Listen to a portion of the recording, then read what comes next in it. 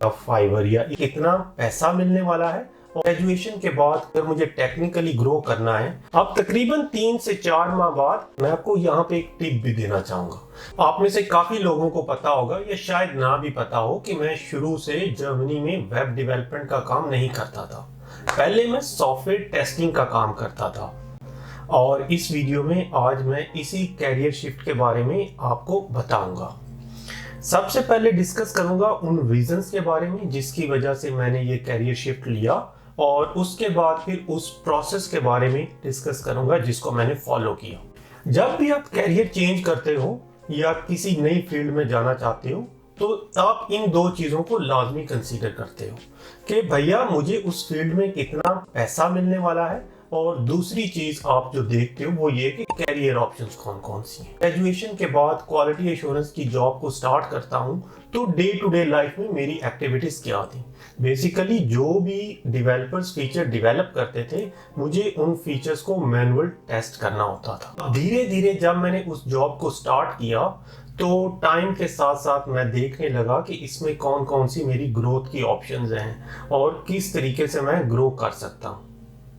तो मेरे पास जो ऑप्शंस थी, अगर मुझे टेक्निकली ग्रो करना है तो मैं टेस्ट ऑटोमेशन साइड पे चला जाऊं, और दूसरी ऑप्शन थी कि आप मैनेजरियल साइड वाले रोल्स को कंसीडर करो। लेकिन कुछ अरसे के बाद जब मैं इस जॉब को कर रहा था, तो मैं अपने आप को बहुत स्टक सा फील करने लगा। उसकी वजह इस जॉब की मोनोटनी थी कि बहुत सारी एक्टिविटीज जो है ना वो रिपीट होना स्टार्ट हो रही थी। तो इसी वजह से मैंने दूसरे कैरियर ऑप्शंस को या दूसरी चीजों की तरफ भी देखना शुरू किया। क्योंकि मैं डेवलपर्स के साथ डायरेक्टली काम करता था, इसी वजह से मैंने उनसे बात करना, उनके सैलरी रेंजेस के बारे में और उनकी डे टू डे लाइफ और एक्टिविटीज के बारे में देखना, सुनना और डिस्कस करना स्टार्ट कर दिया। अब इस सारे प्रोसेस में मुझे बहुत हैरानी हुई, और ये मेरे लिए एक सरप्राइजिंग बात थी कि इतना ज़्यादा डिफरेंस है सैलरी में, और जो डेवलपर्स की ग्रोथ है यहाँ जर्मनी में वो अच्छी खासी ग्रोथ होती है टाइम के साथ साथ। तो उसके बाद जब मैंने कैरियर अपॉर्चुनिटीज़ के बारे में डिस्कस किया कि कौन कौन सी ऑप्शंस होती हैं कैरियर ग्रो करने के लिए, तो उसमें भी बहुत ज़्यादा वैरायटी थी। अगर आप सिर्फ वेब डेवलपमेंट की बात करो तो इसमें आपके पास मल्टीपल ऑप्शंस हैं। जैसे आप फ्रंट एंड पे काम कर सकते हो, बैक एंड पे काम कर सकते हो, और अगर इन दोनों को इकट्ठा कर दो तो as a full stack developer काम कर सकते हो। लेकिन अब सीन ये होता है कि अगर आपने ग्रो करना है तो इसमें टेक्निकल साइड पे बहुत ज्यादा ऑप्शंस हैं। मान के चलो कि आप सिस्टम डिजाइन की तरफ जा सकते हो। उसके बाद फिर आप इस तरीके से अपने आप को ग्रो करो कि आप इस लेवल पे आ जाओ कि पूरी कंपनी में जो प्रोडक्ट्स हैं आप उनको आर्किटेक्ट करो, उनको डिजाइन करो। ये होगी टेक्निकल साइड। और मैनेजरियल साइड पे तो हमेशा ग्रोथ की अपॉर्चुनिटीज रहती ही रहती हैं।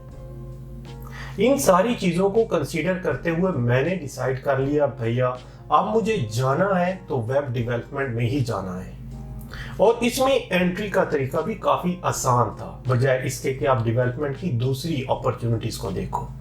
और शायद मैं इससे भी ज्यादा इन्फ्लुएंस था कि क्योंकि मैं फ्रंट एंड डेवलपर्स के साथ बहुत ज्यादा काम करता था। अब आते हैं इस वीडियो के दूसरे हिस्से की तरफ, जिसमें डिस्कस करना है कि उस प्रोसेस को जिसको मैंने फॉलो किया, जिसकी मदद से ये कैरियर ट्रांजिशन मुमकिन हुआ। स्टार्ट में तो मुझे बिल्कुल कोई आइडिया नहीं था, मेरे पास कोई प्लान नहीं था। मुझे एक बेसिक सी अंडरस्टैंडिंग थी HTML, CSS और जावास्क्रिप्ट की। तो मैंने डिसाइड किया कि मैं प्रोजेक्ट बनाना स्टार्ट करता हूं। तो मैंने एक सिंपल सी रेस्टोरेंट की वेब एप्लीकेशन बनाने से स्टार्ट कर दिया। 2 से 3 वीक्स के बाद मुझे आइडिया हुआ कि मैं आगे नहीं बढ़ पा रहा, मैं स्टक फील कर रहा हूँ। तो मैंने एक्सटर्नल रिसोर्सेज की मदद से, जैसे यूट्यूब, गूगल, कोर्सेज, बुक्स, इनको एक्सप्लोर करना स्टार्ट किया। मुझे पता चला इन बुक्स का हेड फर्स्ट बुक्स सीरीज, जिसमें head first JavaScript, head first HTML and CSS, head first HTML5 programming. In books के बारे में मैंने रिसर्च की, इनके रिव्यूज को देखा और इन बुक्स को मैंने ऑर्डर कर दिया। आइडिया ये था कि मैं अपनी फाउंडेशंस को और स्ट्रॉन्ग करूं, जहां पे मैं स्टक हो रहा हूं फंडामेंटल कॉन्सेप्ट्स में, आर्किटेक्चर में, इन चीजों को मैं और स्ट्रॉन्ग करूं। तो इन बुक्स की मदद से मुझे एक बेसिक और स्ट्रॉन्ग फाउंडेशन मिली। और इसके साथ साथ जितनी भी इन बुक्स में एक्सरसाइजेस थी उनको मैंने किया और सारा जो कोड था वो मैं गिटहब पे कमिट करता जा रहा। अब तकरीबन 3 से 4 माह बाद मेरी एक बेसिक फाउंडेशन बन चुकी थी। अब थोड़ा फन पार्ट स्टार्ट करता हूँ। मैंने सोचा कि फाइवर पे गिग बनाते हैं। फाइवर पे गिग बना दी और कुछ ही अरसे बाद मुझे स्टूडेंट्स के प्रोजेक्ट्स आना स्टार्ट हो गए। इस सारे प्रोसेस में मेरा पोर्टफोलियो भी बन रहा था और इस तरीके से मेरा कॉन्फिडेंस लेवल भी बढ़ रहा। मैं आपको यहाँ पे एक टिप भी देना चाहूँगा कि आप जब भी आप कोई नई स्किल सीख रहे हो उसको टेस्ट करने का बेहतरीन तरीका ये है कि आप फाइवर या इस तरीके से किसी भी फ्रीलांसिंग प्लेटफॉर्म पे चले जाओ। अगर आप में कॉन्फिडेंस नहीं है या आप झिझक रहे हो तो यही तरीका है, आप बस स्टार्ट कर दो और मिनिमम प्राइस के साथ आपको अगर कोई फ्री में भी प्रोजेक्ट देता है तो आप उसको करके दो। अब तकरीबन 6 माह हो चुके हैं, कुछ फ्रीलांस के प्रोजेक्ट्स भी हो चुके हैं और एक बेसिक अंडरस्टैंडिंग डेवलप हो गई है कि जावास्क्रिप्ट को वेब एप्लीकेशंस में कैसे यूज करते हैं और एक सिंपल सा यूआई और एक बेसिक सी वेबसाइट बनाना मुझे आ गई थी। इन सारी चीज़ों को करते करते अब मैंने सोचा कि मैं कंपनीज में भी अप्लाई करना स्टार्ट करता हूँ। अब मैंने जब पोजीशंस के बारे में देखना स्टार्ट किया तो जनाब कंपनीज को चाहिए रिएक्ट डेवलपर, एंगुलर डेवलपर, और मेरे पास तो मैंने तो अभी तक किसी फ्रेमवर्क पे काम ही नहीं किया और कोई ऐसे प्रोजेक्ट्स भी नहीं है जिनको मैं दिखा सकूं।